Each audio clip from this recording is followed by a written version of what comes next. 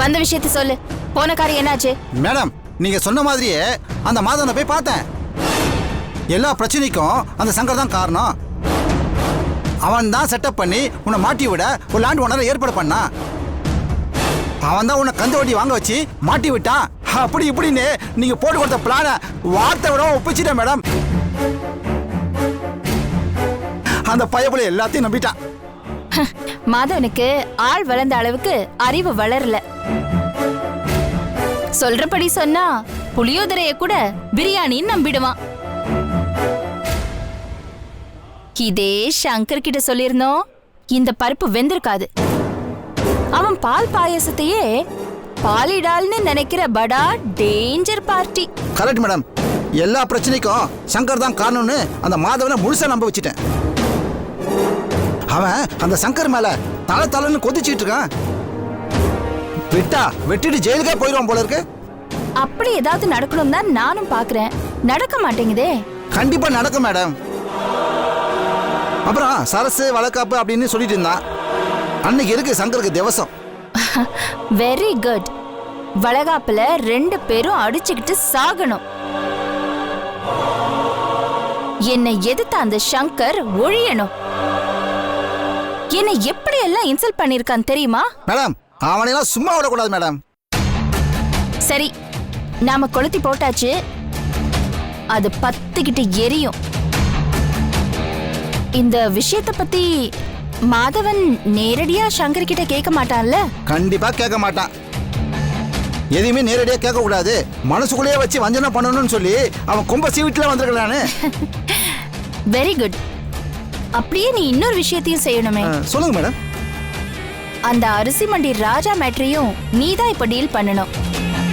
அவன் யாருன்னா? அதெல்லாம் விசாரிச்சு ரூட் போட்டுக்கிறேன் மேடம். நீ என்ன பிரச்சனை மட்டும் சொல்லுங்க. புருஷன் பொண்டாட்டி 2 பேரும் டைவர்ஸ் வரைக்கும் போயிட்டாங்க. ஆனா திடீர்னு பொண்டாட்டி மனசு மாறி புருஷன் கூட சேர்ந்து வாழ ஆரம்பிச்சிட்டா. அவ அப்படி போனதுக்கு நிச்சயமா வேற ஏதோ காரணம் இருக்கு. ஆனா அந்த ரகசியத்தை என்கிட்ட சொல்ல மாட்டேங்கிறா. அந்த ரகசியம் தெரிஞ்சாதான் ஒத்துமையா இருக்கிற அவங்கள நிரந்தரமா பிரிக்க முடியும். நல்ல சிந்தனை மேடம். அந்த ரகசியம் என்னன்னு நீதான் கண்டுபிடிச்சாகணும். மேடம், இப்படி மொட்டையா சொன்னா எப்படி மேடம்? எப்படி ஆரம்பிக்கலாம், என்ன பண்ணலாம், ஏதாவது ஒரு குழு கொடுங்க. அம்மா, எப்பவுமே மெயின் பார்ட்டிங்களை விட கூடவே சுத்திட்டு இருக்கிற அல்ல கைங்க தான் இந்த மாதிரி பிரச்சனைகளை சுலபமா காட்டி கொடுப்பாங்க. எப்படி? நீ என்ன சங்கர் கிட்ட காட்டி கொடுத்தியே அந்த மாதிரியா? அம்மா, என்னம்மா, அதுக்கு பதிலா தான் சங்கர் கிட்ட இருக்கிற எவிடன்ஸ் எல்லாம் தேடி கொடுத்துட்டு பிராயச்சித்தம் தேடிக்கிட்டான்ல. இருந்தாலும் துரோகம் துரோகம் தானே. சரி சொல்லு. அந்த ராஜா கூட அந்த வாழ வந்தான்னு ஒருத்தன் ஏன் வந்தான்னு கூட தெரியாம வானத்துல இருந்து கழட்டி விட்ட சேட்டலைட் மாதிரி தடுதலையே சுத்திக்கிட்டு இருக்கான்ல. ஆமா. அவங்கிட்ட இருந்து சுரண்டி பார்த்தா தங்க சுரங்க மாதிரி ஏதாவது மேட்டர் தேராது? கரெக்ட். அந்த வாழ வந்தான் தான் பெஸ்ட் சாய்ஸ். மேடம், இதோட பிரச்சனையை என்கிட்ட விட்டுடுங்க மேடம், நான் பாத்துக்கிறேன். அப்புறம் மேடம், இது மேல என்னால பசி தாங்க முடியாது. வீட்டுல பிரியாணி வாசனை வர தூக்கிட்டு இருக்கு. போ, எடுத்துட்டு போய் சாப்பிடு. சரிங்க மேடம். அப்படியே கனகா கிட்ட கை செலவுக்கு 2000 ரூபாய் வாங்கிட்டு போ. ரொம்ப தேங்க்ஸ் மேடம்.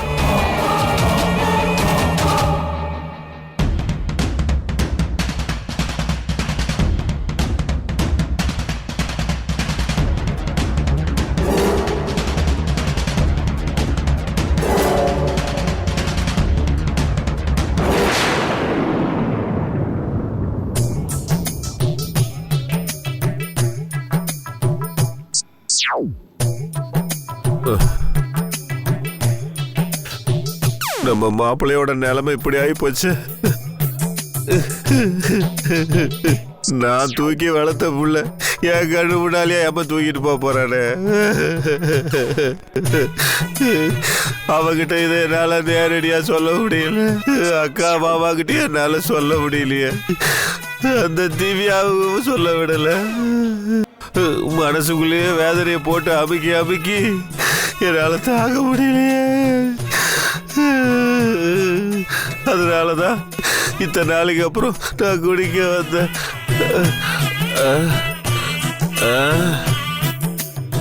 ஐயோ, பாப்புல வாழ்க்கை மாதிரியே இதுவும் அதுக்குள்ள முடிச்சு போச்சே. நான் குடிக்கணும்னு நினைக்கும் போது பாட்டில் காலியாக போயிடுச்சே. மாப்பிள்ளை வாழணும்னு நினைக்கும் போது அவ வாழ்க்கை இந்த பாட்டில் மாதிரி காலியாகி போயிடுச்சு. கடவுளே, என்னப்பா சோதனை அதெல்லாம். ஐயோ.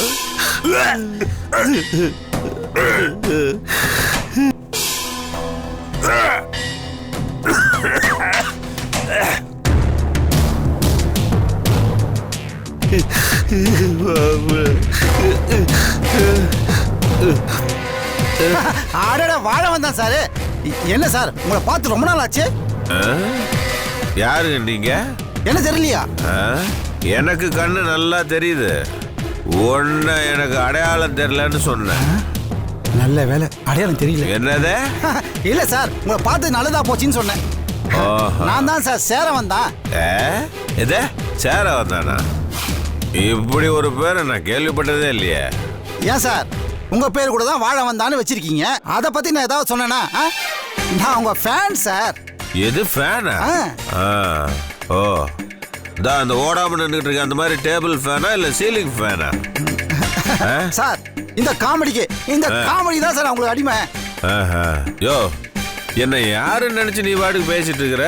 சார், உங்களுக்கு தெரியாதா சார், நீங்க தானே அழகராஜா அரிசி மண்டியோட ஓனரு. வாழ வந்தான்.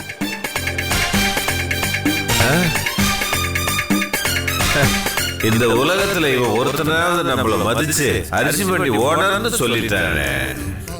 நம்ம ஜென்மமே இப்பதான் சாவலி அடைஞ்சிருக்கு. ஆமா, நீ யாரு? சார், ஒரு நாள் உங்க அரிசி மண்டிக்கு அரிசி வாங்க வந்தேன் சார். சரி, நீங்க அரிசி அளக்கிற அழகை பார்த்து மயங்கி அன்னைக்கே வேலைக்கு ஜாயின் பண்ணணும்னு முடிவா பண்ணிட்டேன் சார். ஓ, ஆனா நீங்க தான் சார் வேலைக்கே சேர்த்துக்க மாட்டேன்னு சொல்லிட்டீங்க. என்னடா அவன் அரிசி மண்டியில வேலைக்கு சேர்றத ஏதோ படிச்சுக்கிட்டே வேலை செய்யற மாதிரி வெளிநாட்டில் போய் சம்பாதிக்கிற மாதிரி நினைச்சிட்டு இருக்கானே அவன். இப்படி ஒரு சம்பவம் நடந்தது என் வாழ்க்கையில் நான் பார்த்ததே இல்லையா. சார், அப்படி நடந்துச்சு சார்.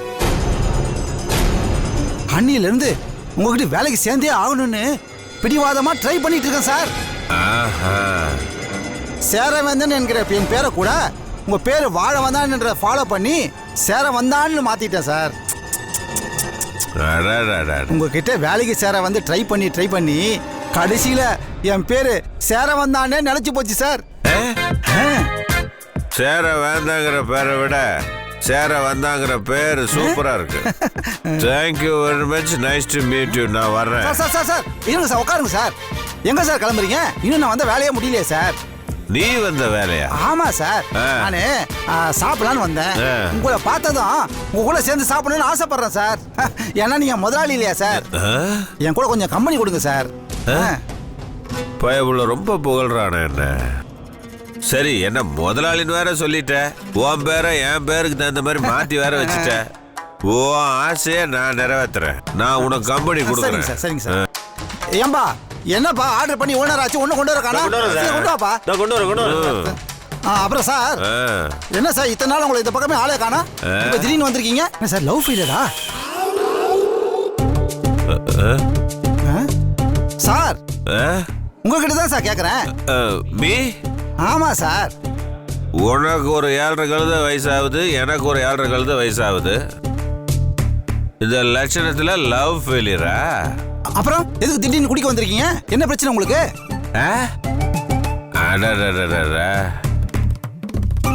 என் சொந்த அக்கா கூட என்கிட்ட இவ்வளவு அக்கறையா கேட்டதே இல்லை. என் அக்கா புருஷன் கூட என்கிட்ட இவ்வளவு அன்பா கேட்டது இல்லை. என் மாப்பிள்ள கூட மனிதாபிமானத்தோட இப்படி கேட்டதே இல்லை.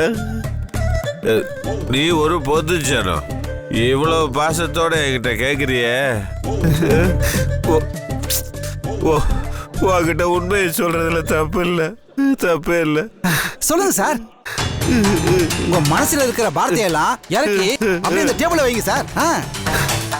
ஐயோ சர்வர், ஏற்கனவே கொடுத்த ஆர்டரோட சேர்த்து 2 ஆஃப் பாயிலும் கொண்டாயா? Okay sir. சீக்கிரம் கொண்டாயா? சார் நீங்க சொல்லுங்க சார். சொல்லுங்க. தம்பி சேர வந்தா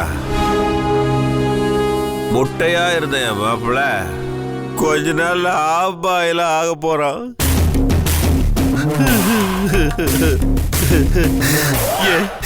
என் மாப்பிள்ளைக்கு சார், மாப்பிள்ளைக்கு என் மாப்பிள்ள ராஜாவுக்கு பிளட் கேன்சர்யா, பிளட் கேன்சர்.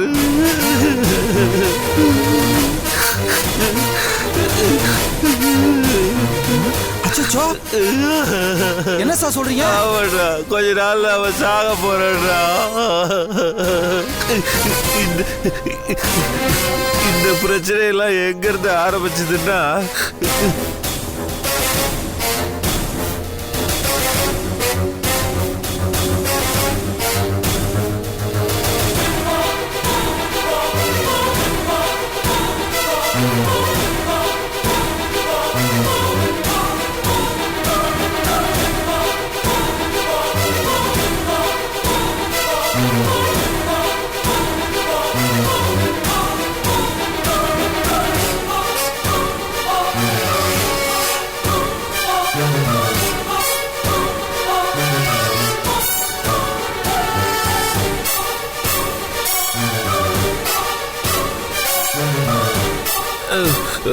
ராஜா அங்க ரத்தம் கொடுக்க போனா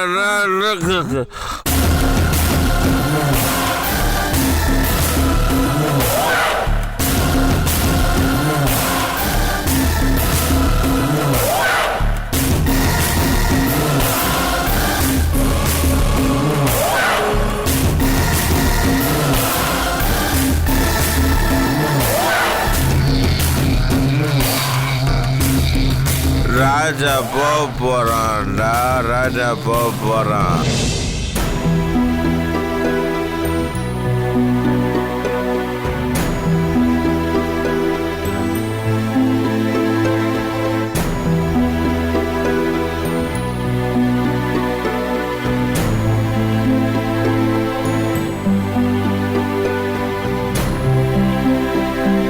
என்னங்க 11 மணி ஆகுது. இவ்வளவு நேரம் வரைக்கும் தூங்காம இருந்தா உடம்பு என்னத்துக்கு ஆறுது? என்ன பண்ணிட்டு இருக்கீங்க? இங்க நின்னுட்டு போய் தூங்குங்க. இல்ல மாமா இன்னும் வரலையே. அவரு வருவாருங்க. அவரு நேத்து மாதிரி ஏதாவது நேந்தின பழத்தை வாங்கிட்டு வந்து கலாட்டா பண்ணாலும் பண்ணுவாரு. நீங்க போங்க. அதுக்குல்ல, நான் சாயந்தரம் கடையில இருந்து சீக்கிரம் வந்துட்டேன். அவரு கடையை ஒழுங்கா பூட்டினாரா இல்லைன்னு கூட தெரியல. ரெண்டாவது, நிறைய கலெக்ஷன் பண்ணலாம் வாங்க வேண்டியிருந்துச்சு. அதெல்லாம் வாங்கினாரா இல்லையான்னு தெரியல. அதுவும் இல்லாம நாளைக்கு இந்த அரிசி ஸ்டாக்லாம் கிளியர் பண்ண வேண்டியிருக்கு. அதெல்லாம் பண்ணாரான்னு தெரியல. இதெல்லாம் பேசிட்டு வந்துடுறேன், நீ போய் படு. இத பாருங்க, கணக்கெல்லாம் நாளைக்கு பாத்துக்கலாம், இல்ல எப்ப வேணாலும் பாத்துக்கலாம். நீங்க வந்து தூங்குங்க. அவர் வரதுக்கு லேட் ஆகும். நான் கணக்கு வழக்க பத்தி பேசல. வர வர அந்த ஆளு மூஞ்சியே சரியில்லை. அவர் மூஞ்சி எப்பவுமே அப்படித்தானே, உங்களுக்கு தெரியாதா? ஐயோ, நான் அதை சொல்ல வரல. இப்பெல்லாம் அவர் என்ன ஒரு திருசா பார்த்துக்கிட்டே இருக்காரு. தூரத்துல இருந்து அப்படியே பார்த்துக்கிட்டே இருக்காரு. திடீர்னு பக்கத்துல வந்து அப்படியே பார்த்துட்டு டக்குன்னு காலில் விழுகிறாரு. வாங்க போங்கன்னு பேசுறாரு. வர வர அந்த ஆள் நடவடிக்கை சரியில்லை. இன்னைக்கு வரட்டும், அந்த ஆளை விசாரிக்கிற விதத்தில் விசாரிச்சா எல்லா உண்மையும் தெரிய வரும்.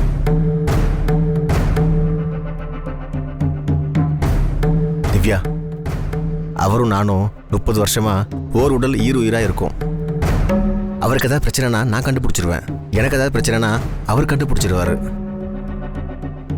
இப்ப அவருக்கு ஏதோ ஒரு பிரச்சனை, ஏதோ ஒரு கவலை மாமா மனசை அரிச்சுக்கிட்டே இருக்கு. அது என்னன்னு இன்னைக்கு நான் கண்டுபிடிக்காம விடவே மாட்டேன். என்னங்க நீங்க? ஒவ்வொருத்தவங்களுக்கும் 1000 பிரச்சனை இருக்கும்.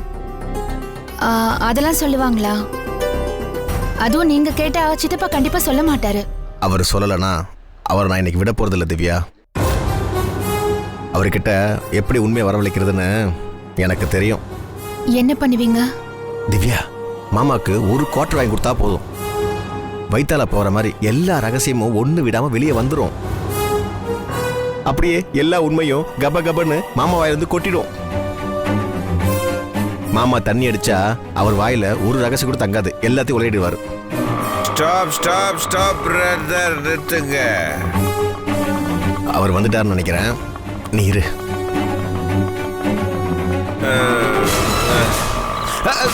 மாமா, ஐயோ கடவுளே, இந்த சித்தப்பா என்ன உளறுவாரோ, என்ன நடக்க போகுதோ, நீதான் காப்பாத்தணும்.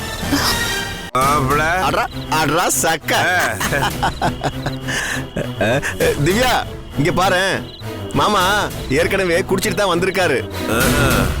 இன்னைக்கு அம்புட்டு விஷயத்தையும் கறந்துடலாம்.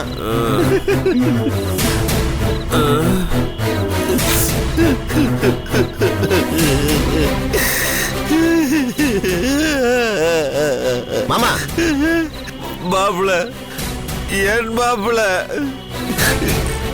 என் உயிர் தோழட்டாடி, நண்பேட்டாடி. மாமா இப்ப நீ குடிச்சிருக்க சரி, கரெக்டா? தாங்க முடியலடா மாப்பிள.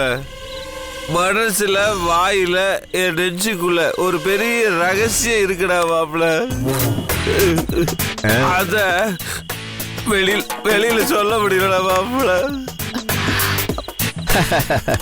மாமா அதான் தண்ணிய போட்டல, இன்னைக்கு நீ எல்லாத்தையும் சொல்ற. ஆமா மாப்பிள, நான் இன்னைக்கு சொல்றேன். இன்னைக்கு நான் கண்டிப்பா சொல்லிடுவேன் மாப்பிள. சித்தப்பா, யார் அது? யார் அது? சித்தப்பா சொத்தப்பா செத்தப்பான்னுக்கிட்டு மாப்பிள. திவ்யா முதல்ல உள்ள போய் சொல்லு, நம்ம நிறைய பேச வேண்டியிருக்கு. திவ்யா, மாமாவோட நிலைமை கொஞ்சம் சரியில்லை. நீ இங்க இருந்து அவர் பேசுறதெல்லாம் கேட்க வேண்டாம், நீ உள்ள போய் படுப்போம். போ, உள்ள போ. அனுப்பு மாப்பிள, அனுப்பு. நம்ம மனசு விட்டு பேசி ரொம்ப நாளாச்சுடா மாப்பிள. இன்னும் 6 மாசம் கூட இல்லடா மாப்பிள. அது என்ன 6 மாசம்? அதுவா, சொல்றேன். ஆசைய ஒவ்வொன்னா நான் நிறைவேற்றணும்னு பார்த்தேன். பலாப்பழம் வாங்கிட்டு வந்தேன் மாப்பிள. அதை எங்க அக்கா பெருச்சாலி திட்டு பிடிச்சி இழந்த பழம் கூட வாங்கிட்டு வந்த மாப்பிள. அதை அந்த வீட்டு எலி திட்டு பிடிச்சி. இனிமே நான் எந்த பழக்கதையும் பேச தயாரா இல்ல. கொட்டை இருக்கிற பழம் இல்லாத பழம் எதையுமே நான் வாங்க போறதில்ல.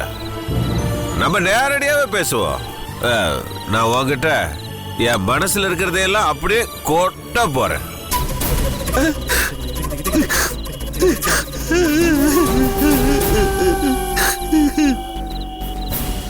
மாப்பிள, அந்த கடவுள் உனக்கு பெரிய துரோகம் பண்ணிட்டாடா. சித்தப்பா, குடிச்சிட்டு வந்து தேவையில்லாம உளறாதீங்க. யாரு? கொஞ்சம் உள்ள வந்து தூங்குறீங்களா? எது? நான் உளறேனா? என்ன இதெல்லாம்? மாமா நீ சாப்பிட்டியா? இந்த நிலைமை வந்த பிறகு எப்படா சோறு தொண்டையில இறங்கும்? சரக்கு போட்டு தொண்டையில இறங்கிச்சுல? வேதனடா பாப்புல, அதனால அது இறங்கும். சபா, நீ உள்ள வா. சரி, உனக்கு நான் தட்டுல சாப்பாடு வச்சு ரூமுக்கு கொண்டு வரேன். சாப்பிட்டுக்கிட்டே நம்ம நிறைய பேசுவோம், சரியா? நீ வாமா. நான் ஸ்டெடி மாப்பிள, நீ பின்னால போ. அதுக்கு இல்ல மாமா, நீ போய் சாப்பாடு ரெடி பண்ண மாப்பிள, நான் பின்னாடி வருவேன். போ. சரி வா போ.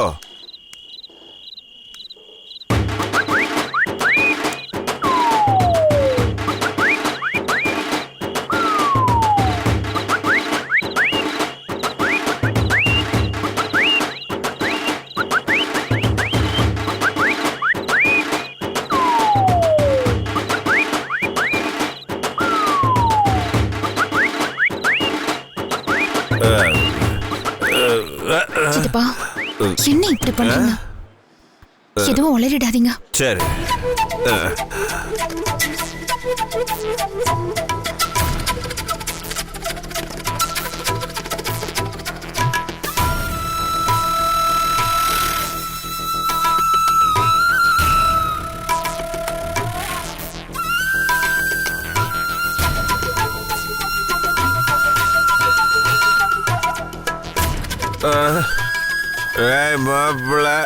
மாப்பிள்ள, என்னை விட்டு போயிடாதடா மாப்பிள்ள.